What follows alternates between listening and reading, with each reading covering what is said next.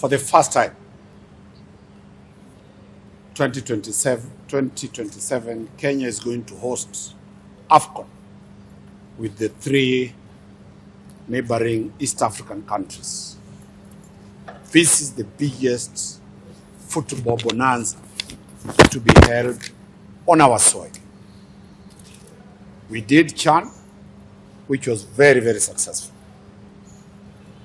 People who are not happy to see stability in football in this Kenya, because we have a history of how football was run, and we have now a new history under the FKF President Mohamed, where we have stability. The stadiums are full with football fans. Sponsorship in football has been restored. Credibility and hooliganism, credibility has been restored. Hooliganism that was there at stadiums has gone. Citizens are enjoying their football without a hitch, courtesy of the current FKF team. People have now decided to invade that stability and rock FKF. A bunch of a few disgruntled elements called an illegal meeting, decided to suspend the president and the other executive members, and purported to take over the management of FKF, in total disregard that these are elected people. The FIFA Constitution and the FKF Constitution provides for how any disgruntled element can call for a meeting. This was not followed. We saw on the media that the president and 3 officials have been removed, and attempts were being made to change the bank statements, the bank signatories. The reason they are giving is that there is an insurance policy cover that was paid by FKF. CHAN tournaments, all payments are done by CHAN, not by FKF. FKF will only pay local football activities, not international activities. That notwithstanding, yesterday there was a drama at the FKF offices where people are claiming that they wanted EACC to move to investigate. I can conclusively confirm that today, Ethics and Anti-Corruption Commission officers were at the FKF offices. They were given all the accounts that are local accounts, only for them to get shocked that CAF accounts, that is called CHAN accounts, are not in Nairobi.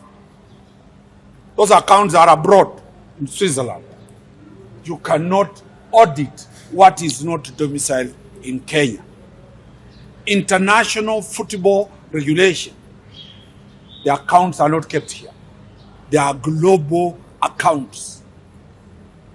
That is a position we want to tell the country, that KFF does not pay anybody who is a service provider for international tournaments. All the payments are done by the international bodies. On behalf of our client, one Abdullahi Ibrahim. Abdullahi Ibrahim is our National Executive Committee of the FKF. And on the 24th of April 2026 this year, there was a meeting that was convened by some of the members of the said committee, and this meeting's agenda was primarily to suspend the president and the acting secretary and also one of the members of the committee being our client. The reason as to why we have motioned the High Court is because the meeting in itself was an illegality and unprocedural. Article 38 of the Constitution of the FKF dictates that only the president of the FKF can chair these meetings and can call this meeting, and therefore the agenda in itself was an illegality. It should be noted that when this purported meeting happened, no notices were served to our client, nor any notices were served to the president of the FKF.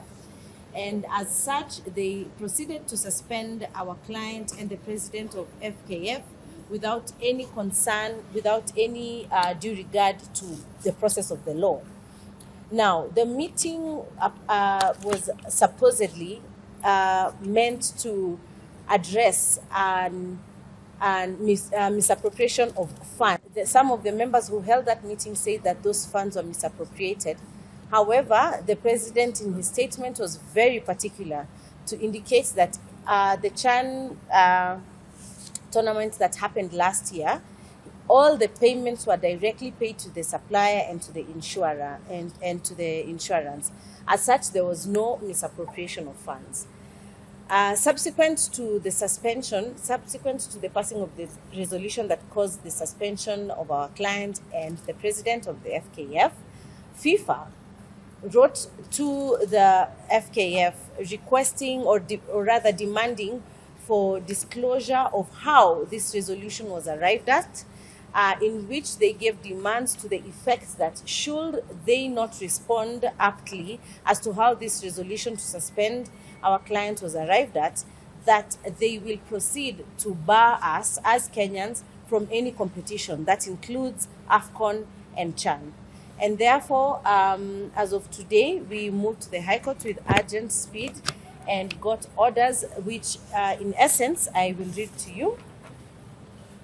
The court noted that pending the inter-parties hearing and determination of the applicant's notice of motion dated the 26th of April 2026, a conservatory order be and is hereby issued restraining the respondents from suspending, removing, or in any other way interfering with the petitioner, applicant's office and position at the Football Kenya Federation and the National Executive Committee or related offices. Further, in the event of any such adverse action or decision has already been taken, the same be and is hereby stayed, and the status quo operating immediately before the said action or decision be and is hereby restored by order of this court, pending inter-parties hearing and determination of the application dated 26th of April 2026. We have further been directed to serve the application by close of business today.